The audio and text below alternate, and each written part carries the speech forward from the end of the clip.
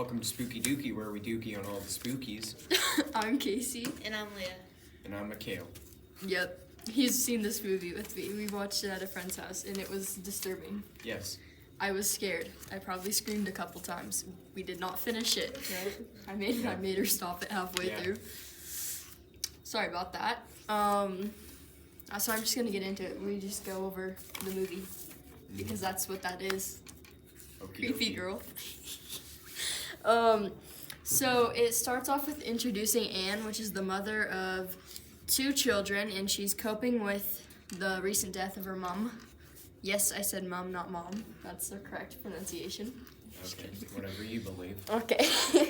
She creates these little creepy dioramas. That's what the Wikipedia told me, of their life. So like you'll go in the dioramas and you see grandma, dead grandma, and a couple of her children and stuff like that. Oh. Wouldn't you like those to be in your house? No. No thanks. I'll make sure to make that happen. Oh. I'll learn how to make dioramas just for it. Oh. Okay. Shaggy be like, and Annie, I'm just switch between the two. I don't know which one it is. So Annie's oldest son is Peter, and the only really way I can describe him is that he's a pothead. Yeah. Yeah, that's just about it. Charlie is the younger sister. She's the one on the screen. She's really creepy. She's disturbed, to say the least. She keeps glitching. Yeah. So isn't Charlie like deformed? Yeah. Sorry about that, but yeah. Dang. Oh, okay. Not that much, I don't think. I think they make it worse for the movie. Yeah. So Steve is the dad and the husband. He is probably the most normal person in this group. I feel bad for him. He married the wrong person. So Anne, whatever her name is, she's like, broskies, I'm gonna go to the movie theater. And then she goes to grief therapy. Oh. Yeah, Oh. she didn't go to no movie theater. Obviously she's kind of sad that her mom's is not here no mo. So Steve, the dad and the husband, finds out that the grandma's grave was, I need to go find the word for it. I didn't find out the word very well. Okay, never mind. Her grave was like disturbed, like someone dug it up and grabbed her body. Oh. Yeah, so her body no more in the grave. They probably thought it was a prank because even though it's highly, highly disrespectful and just horrible of a thing to do, it could have been considered a prank, I guess, if people were that disturbed. Yeah. They're grave robbers. You know, people say cradle robbers. You get that joke? Okay. So Annie gets visions of creepy things. She's getting creeped out of her mother. Like, Mother, I'm here. Do you remember there was in one of the scenes that Andrew made us pause it because he saw something in the corner of the room? Oh yeah. That was horrible. I would not have seen that, and that probably helped in the reason that I said, no, we're clicking that thing off. You just got that supervision. Yeah. With his glasses that he barely ever wears.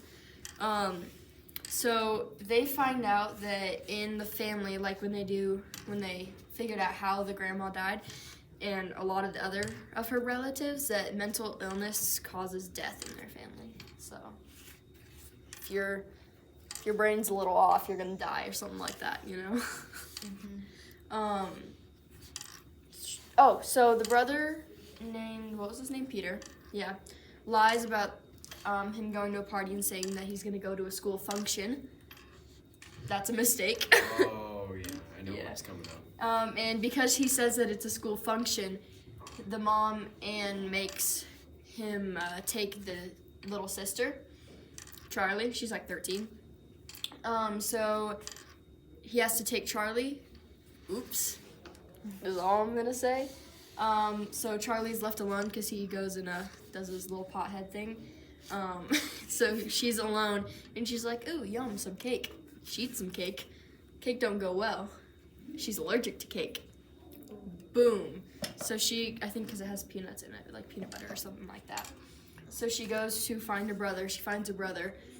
And then he's like, okay, well, better go home, go to the hospital. So he's driving them both to the hospital. She's like in full-on anaphylactic shock right about now.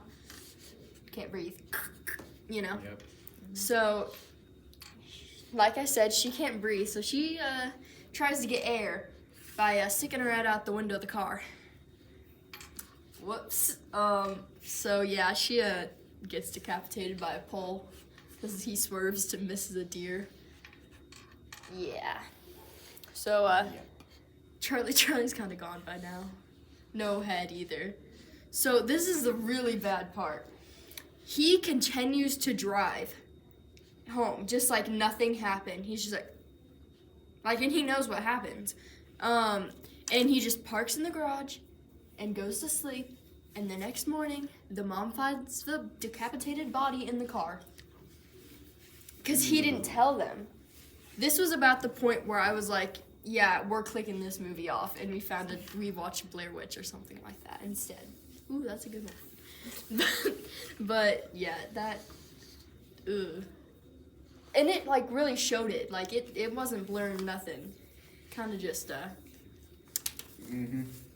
You know that saying, "Pop off, queen." I don't see how that has any relevance to this. Her head. Oh. Sorry about that. So the mom finds the body. Absolute not okay. So they have Anna and Peter obviously are like have tension at the funeral, especially just because of what he did. That was not the nicest thing.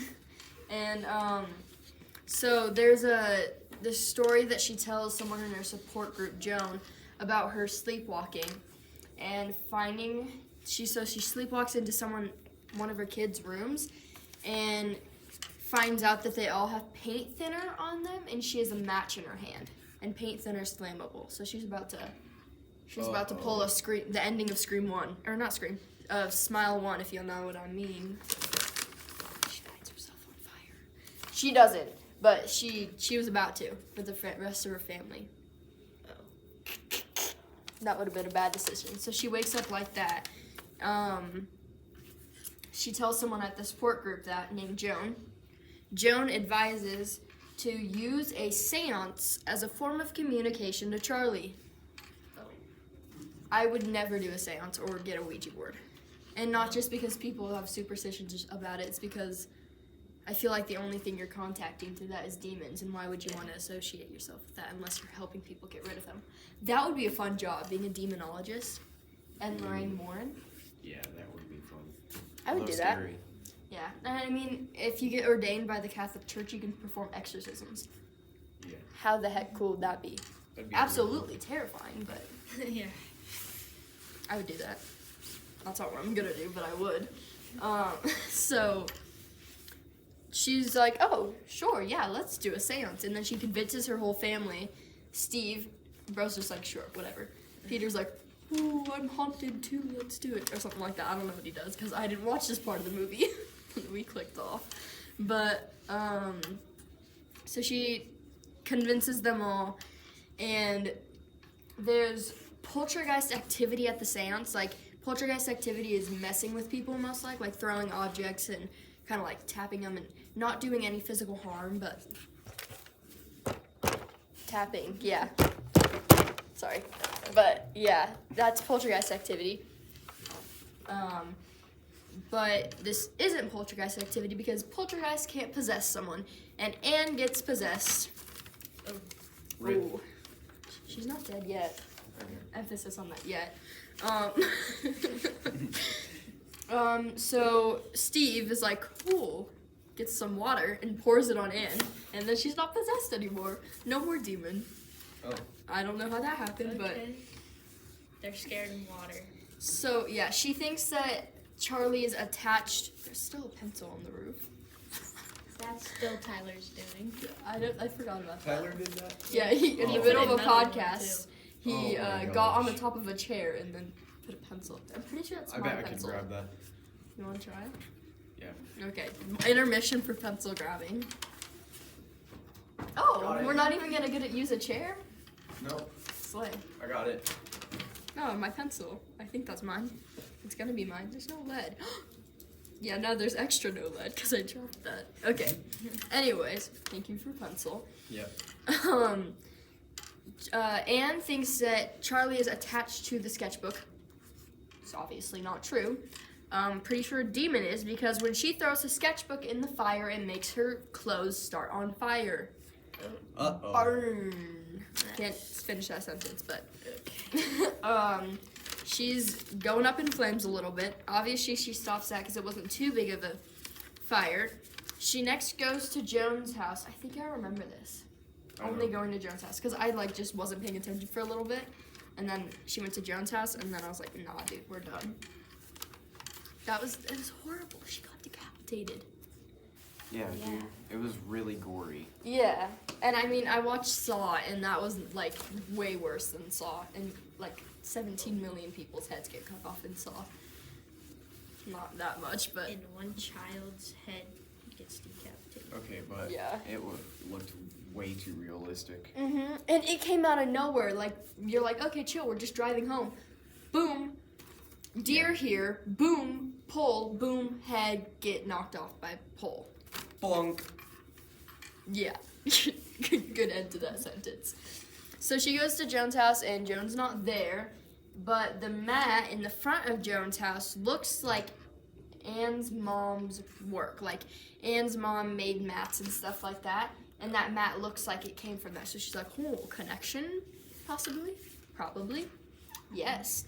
So she looks through photo albums in her attic and connects Joan and her mother. So they're definitely some sort of connection there. Uh-oh. Spooky. Yeah, uh-oh. And somehow she's going through all these things and finds like a letter from her mom or something like that.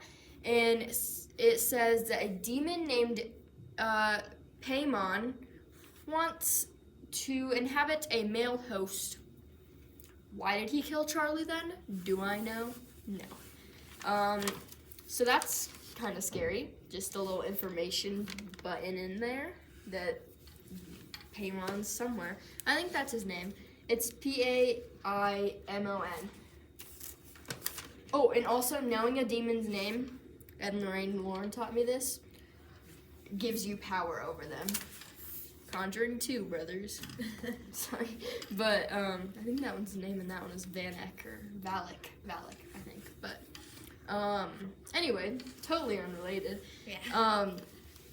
So when she goes up into the attic later on, I think, she finds her mom decapitated, her mom's body decapitated, with the blood that came from it most likely making demonic symbols on the walls. Oh. Grave robber is in their home now. Pretty sure That it's a might be demon, but Paimon.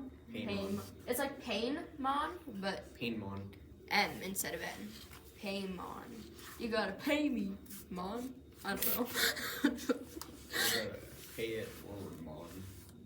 Yeah, pay it forward. Anyways, Peter, remember him? He's back. He gets possessed at school Uh-oh. and gets an ouchie nose. So he broke it because he was like, BAM! On his school desk, like, BAM! Like trying to probably cave his head in, but he only broke his nose. That's it. I mean, it was only a nose break.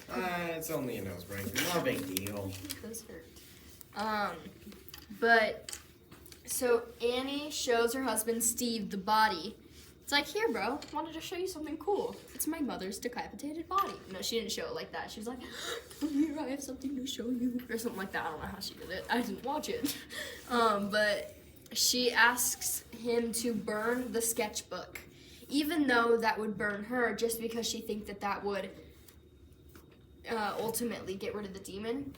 Although in demonology, that would only release the demon from a certain object and not release the demon from this world. it's just given a little more freedom. So he thinks that she's mental. I mean, it's in her family. So he's like, Narclear, I'm not going to do that. So, and then he's like accusing her of digging up the grave because of her supposed mental illness. So she grabs the book from him and throws it in the fire herself. And instead of her burning and going up in flames, Steve burns up and goes up in flames. So he's dead now. Oh. She kind of just ouchied her husband. I'm gonna put it like that. So Annie now is like completely possessed. Like earlier it was just a little bit and water fixed it. Steve's not there to throw no water on it, so she's fully possessed. Yeah. So Peter like wakes up like in a different place than where he went to sleep or something like that, and is like kind of right by his dad's dead body. So he like finds that the second he wakes up. How scary would that be? I'd be. Hey, I just woke up and I saw my dad's dead body.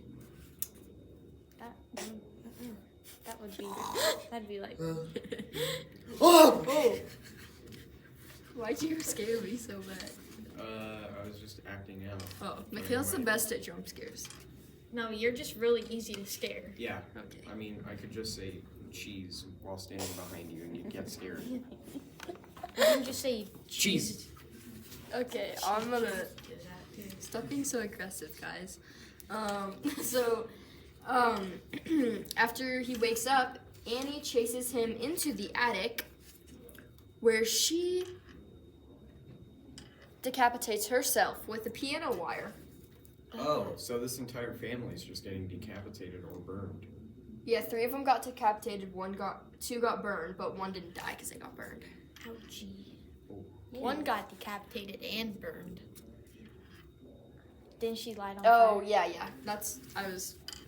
I'm not on my brain. No, okay. Anyways, so yeah, she's dead too. Quite a few dead people in this family. Actually, there's only 1 surviving person in this family so far. So he jumps out of the window. Oh. And that obviously knocks him out a little bit there. And this light enters his body. Probably. I didn't watch that, so I'm a little concerned as to what that means. But at that point, I'm assuming that he's probably possessed. Yeah. Yeah, I'd say so. So he sees his mom's levitating body, still decapitated, and it leads him to Charlie, his sister's treehouse. Oh. Uh-oh. I think I know what's going to happen. So he gets crowned, Why and would Charlie. he follow it? I don't know. I think he's possessed at this point. So he goes up there and he gets crowned, and Charlie's crowned too, and her severed head, along with the moms, the moms, Jones, and grandmothers and other coven members of this supposed cult, their decapitated heads are on mannequins. Oh. And the corpses, without the head, of his mother and grandmom, bow to him. So they're like, I don't have a head, but you're still my leader, or something like that. I don't know how they did it, but Weird. Joan starts calling him Charlie. So Joan is basically saying that you're Charlie now, to Peter's possessed body. So you can't really call it a body because I think he's still alive at this point. But he calls him Charlie and then swears a blood oath to him. Oh. To say that I will serve you. Oh. So we now have reason to believe that he's Paimon, the demon. Oh. Ta-da. Yeah. So this is all very demonic and makes me want to go to church. Read your Bible, I everyone. agree. Yeah. I recommend 1st and 2nd Timothy. Read those today. Those are pretty slayful. But you kind of need some healing after that. I'd say that was crazy. I'm kind of glad I didn't finish that. I'm kind of glad I don't watch horror movies. Well, at this point, I feel like I could watch it because I've watched so many. I mean, I watched 6 this weekend along with 3 crime documentaries. And then I watched another one this week along with another crime documentary. So I feel like I've kind of become desensitized to all this. And if I watched it, I'd probably be like, oh, chill. So you want to watch a little girl's head get decapitated by a pole? She's not little. She's our age. An entire family, actually. And a girl that gets decapitated by a piano string. A woman, but yeah. Sorry. A grandma that gets decapitated after death. Mhm. And then get possessed and dead heads worshiping him. I am just saying that I don't think it would be as scary to me as it would have been before I watched all these. Because by now, Scream is just a comfort movie. I mean, it's not even that scary. Scream isn't that bad. It's supposed to be satire. Yeah, sure. I mean, the jump scares every once in a while get you, but I'm sure I can fall asleep to that pretty easily. At this point, I mean, I did the other day actually. I've watched like 0 horror movies ever since like for a while. You've watched 0.5 actually. What? We watched half of this one. Yeah, but like, I haven't watched a horror movie in a while. So, I feel like I'm gonna but like have my kid watch so many horror movies. It'll be so fun. To get them out on a Friday and have them watch their first Scream montage. Oh. Yeah, it's important to I me. would hate to be your child. Oh, Yeah. no, but my child will grow up with it. It'll be fine. It's like growing up with Eminem.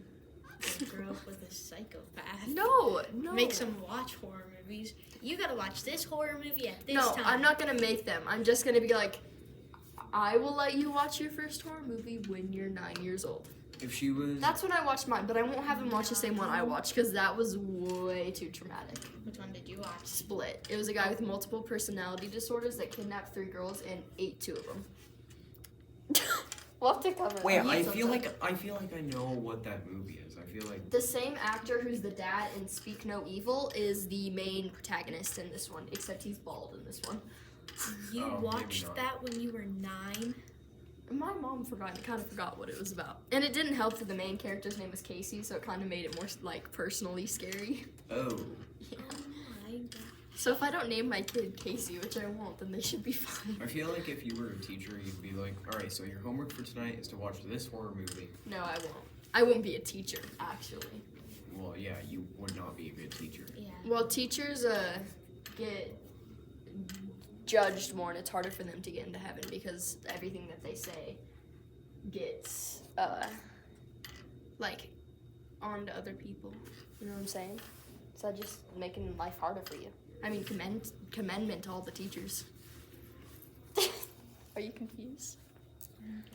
Okay, you look like it. Your hair's green. I'm brain dead. No, it's not. That's green. That's a green screen. Hence the rhyme. So anyway, sorry for those horrible descriptions of death. Go ahead and watch the movie if you want some more accurate visual and If you want to see people get sound decapitated. description. Yeah. If you want to see that, go ahead and watch the movie. I don't recommend it. It was horrifying. It's mentioned in Scream 5. Oh. In the beginning, when she gets a phone call. Are you okay? I'm brain dead. Your brain dead. Makes you sound country. That's not an insult to country people. Okay, would you like to say any final words to the camera? Make sure not to get your head decapitated. Good. Yeah. Or get burned. Or get your nose broken. Yeah, don't Or do any possessed. of those. Yeah, Yeah. don't get possessed. Okay. Go to your local demonologist. I'm sure you have one. That would also be a father at a Catholic church, but you know. No, well, not specifically. Some.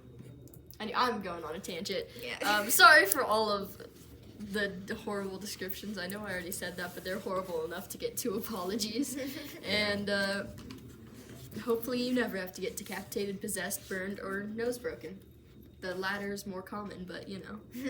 Yeah. Final words? I have a final word. You ready? Bye. Oh yeah, bye.